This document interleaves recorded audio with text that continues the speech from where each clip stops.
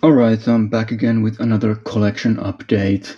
Let's get right into it, starting off with the PS5. I got a copy of The Precinct. This is a limited edition. It's a GTA style, like old school GTA style exploration game where you work as a police officer solving crime. Looks pretty fun. Has a nice looking steel book. Also, like an old school GTA game, does come with a map of the of the city you play in, or you work in as a cop. A pretty small map, but I think that's great. This looks exactly like the type of length I appreciate. Also has a digital game soundtrack download code. Not going to show the code itself. And that's that. The Precinct.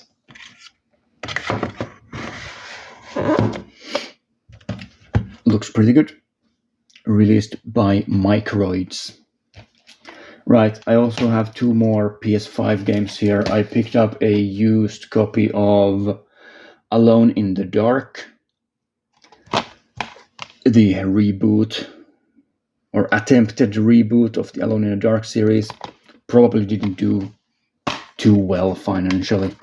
I also, if I remember correctly, I heard that the company that made the game, the developer, was shut down, so that's sad. I've never been a huge fan of Alone in the Dark, but I did like Alone in the Dark, the new Nightmare on PS2. I thought that was pretty good. Never played the original, like the first couple ones. I also picked up a copy of Bomb Rush Cyberpunk, which has incredible cover art. And yeah, if I see a game that is being compared to like Jet Set Radio, I'll get it. So there you go, Bomb Rush Cyberpunk. For the PS4, I got two games. I randomly found this at the flea market and just picked it up. This is the Baja Edge of Control, like racing game, off-road racing game. Don't know much about it, but off-road racing games are usually pretty fun. I think that's originally a PS3 game. It was ported over to the PS4. That's the HD version of it. And I also picked up, I found this for $10, and of course I had to get it. I found the limited edition of 13, that X111 13. So that's the PS2 FPS game. I never played the original. I would have liked to, because it was heavily marketed back in the day and looked really cool. It's one of these early comic book style games, has sort of a cell shading thing going on. It's a really nice looking steelbook as well. And some art cards. And what else? There's a download code for some skin pack or whatever. Yeah, it does have some art cards in there as well.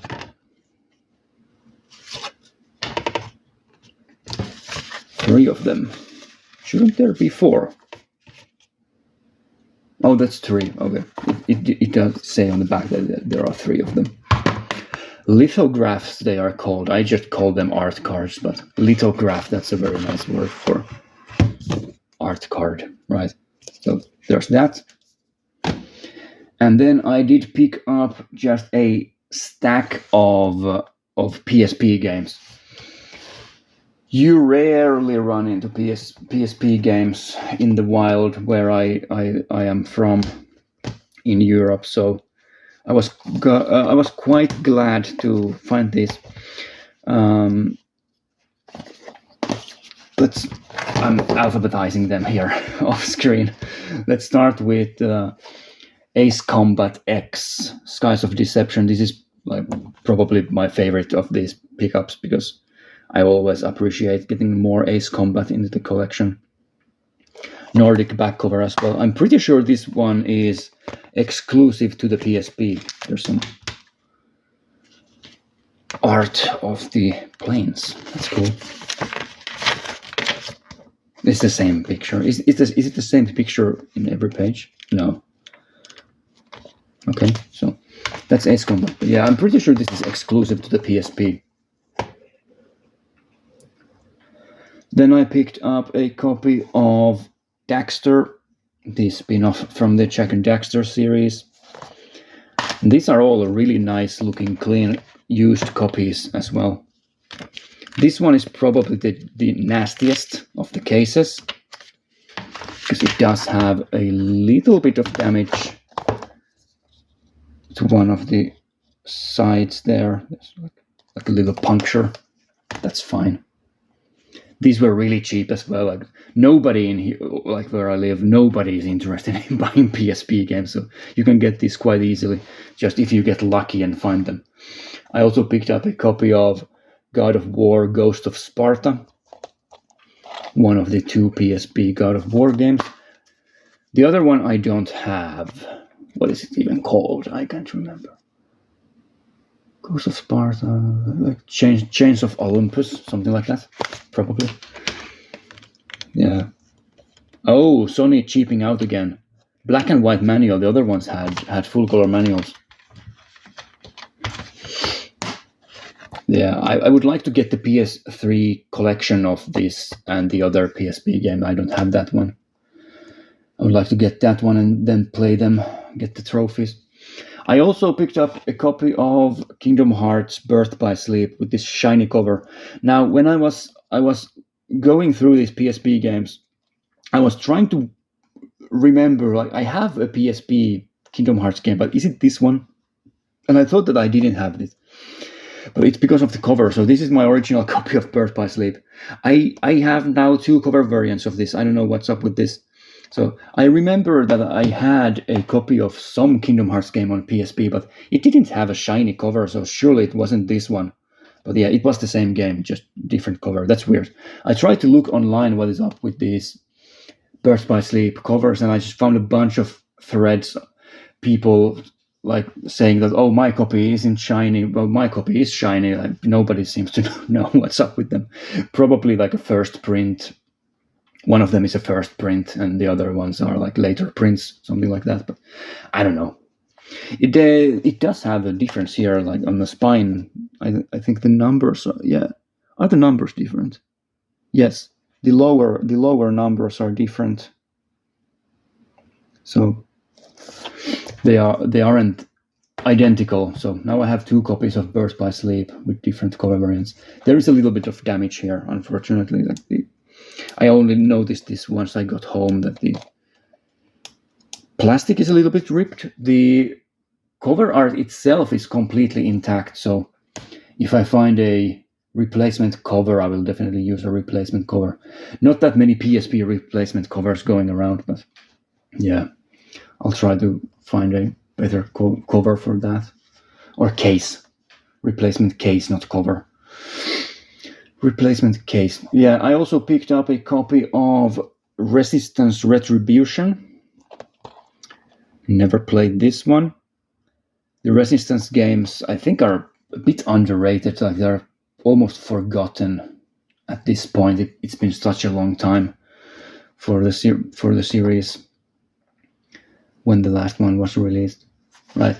I picked up also a copy of SOCOM US Navy SEALs Fireteam Bravo. I'm getting close to having all of the SOCOM games. I think I'm missing probably 1 PSP game from the series, and then 1 or 2 on the PS2, I guess.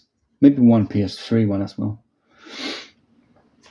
And then I picked up a copy of Siphon Filter Logan's Shadow, another series that I'm quite fond of. Yeah. Another black and white manual from Sony. What about SOCOM? This has a full color manual. What about Resistance? Another black and white one. All right. So nothing too crazy. All of these are quite common. Probably Ace Combat is the least common of these. But yeah, just getting some of the PSP games that I never bought because I don't know. My PSP collection is quite small. It's like 20 or 30 games at this point. So that's quite a substantial addition to that collection. Right. And then a couple of Blu-ray box sets. I bought the Indicator Universal Noir box sets. So this is number 1. Comes with 6 movies: The Web, Abandoned, Larceny, Deported, Kiss the Blood of My Hands, and Naked Alibi. How do you pronounce that word? I don't know. Alibi? Well, whatever. Bold, bruising, jolting, jarring drama. Number 4006 out of 6000. There is Universal Noir number 1. And I guess I'll use that for the thumbnail. And then there is Universal Noir 2 with Lady on a Train, A Woman's Vengeance, Time Out of Mind, An Act of Murder, Singapore, and The Lady Gambles. Now, I don't know much about these noir movies in these sets. I just know that when these box sets go out of print, they always become quite expensive. So I wanted to get these while I had the chance to do so on the cheap. These were I got these from a sale a little time ago. Actually, probably a couple of months ago at this point, but I just didn't include them in one of the earlier videos. So yeah, I also got 4 of these smaller limited editions. I got a copy of State of the Union by Frank Capra. So these are also by the same company, Indicator. Yeah, Frank Capra movie. Also, I got Frank Borsage's Desire with Marlene Dietrich and Gary Cooper in it.